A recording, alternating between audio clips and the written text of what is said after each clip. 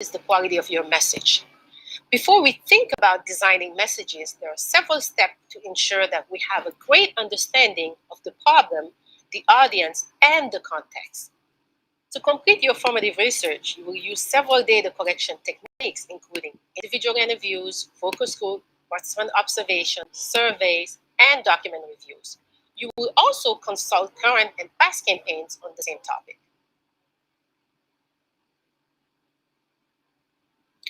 The first step is to understand the scope of the problem. This is where you ask the question, what is really going on? Some of the things to consider at this stage include the health situation, its size, who's affected. Also, consider media access and past, current, and planned efforts to address the issue.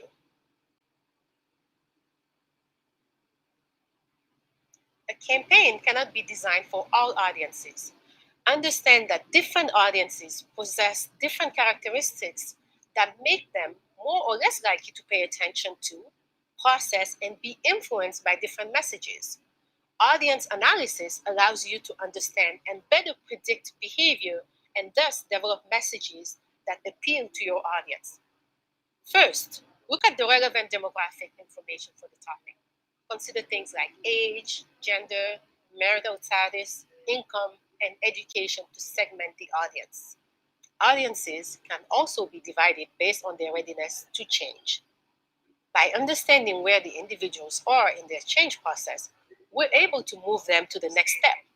For example, campaign messages would be different for someone who's never used bed nets than someone who has used them once but stopped. Now it's time to define your campaign goals and objectives. This is where you have to be careful to avoid one of the errors that novice campaign designers often make. They tend to believe that it's always a knowledge issue and we just need to inform people and they will change their behaviors.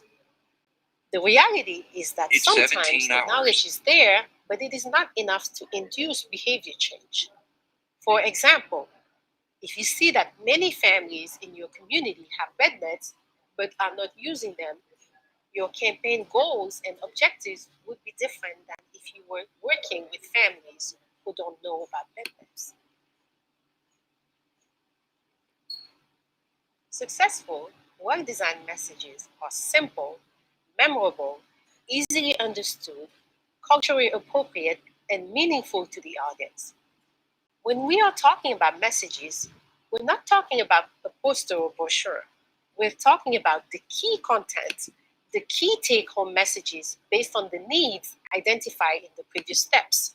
Your message should be written with the 7 C's in mind: command attention, clarify the message, communicate the benefit, be consistent, create trust, cater to the heart and mind, and include a call to action. You should also be careful to design a respectful and culturally appropriate message.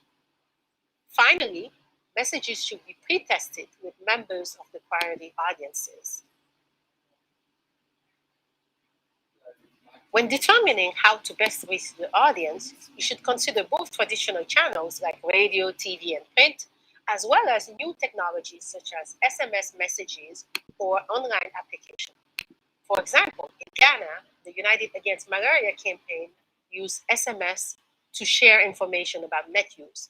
Another example was the campaign called Malaria the Silent Killer.